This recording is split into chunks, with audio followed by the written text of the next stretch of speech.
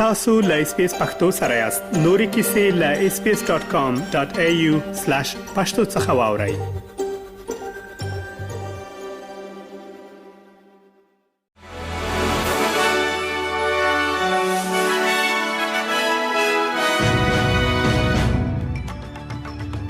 سلامونه ستړي مشي نن چهارشنبه د 2018 کال د جون د میاشتې 3 نیټه ده چې د خبرګولې د میاشتې ل 14 نیټې سره برابرېږي او تاسو له اس پی اس پښتو څخه د نن ورځې لاند خبرونه اورئ. د استرالیا د دفاعي ځواک پرسونل به پراتلونکو اونیو کې پولند ته واستول شي ترڅو له روسیې سره د روان جګړې په ترڅ کې اوکرایني سرتیري وروزي. د دفاع وزیر ریچارډ مالز وایي چې استرالیایي سرتیري به د ناروې په مشرۍ په عملیاتو کې برخه واخلي چې پکې به د پیاده پوز اساسي تکتیکونه، مشري او پوزي مهارتونه ورزده کیږي.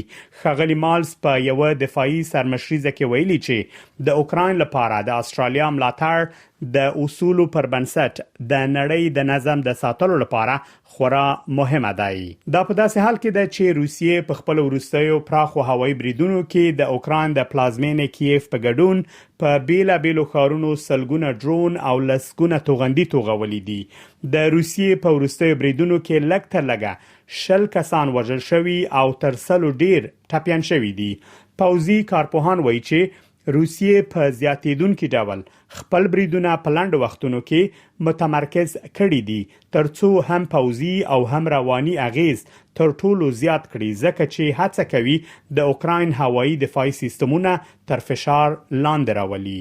د استرالیا د احصایې اداره وایي چې د هیواد د نفوس د ودې 3% برخه د کډوالۍ لامل ده. تیر ورځ د استرالیا نفوس 28 میلیون کسانو ته ورسید. اټکل کیږي چې د استرالیا نفوس به تر 2011 کال پورې 10 میلیون کسانو ته ورسیږي.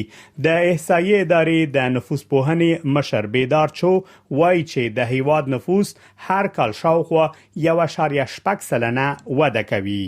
د اسرایل هوایي بریدونه د لبنان په سویلي برخو کې دوام لري سره لدی چې له حزب الله سره د کړکېچ د کمولو لپاره یو جزوي اوربند شوی دی.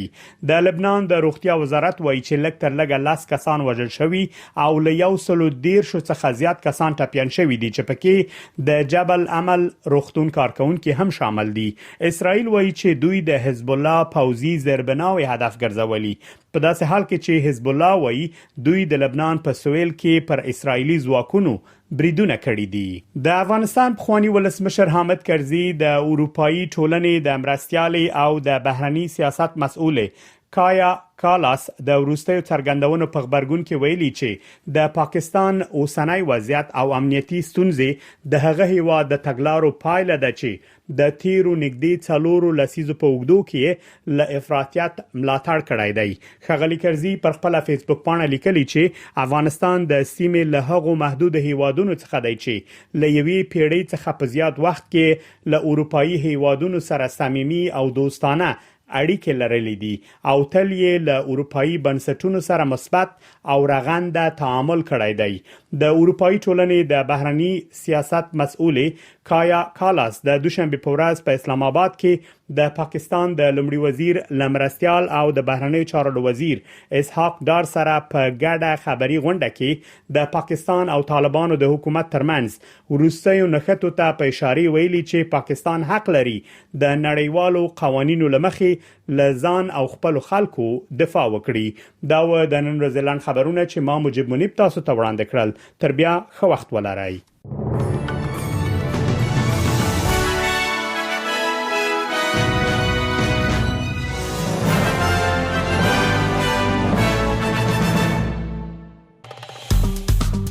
که غواړئ دغه سنوري کیسې هم اورئ نو د خپل پودکاسټ، ګوګل پودکاسټ یا هم د خپل خوښي پر پودکاسټ یو اورئ.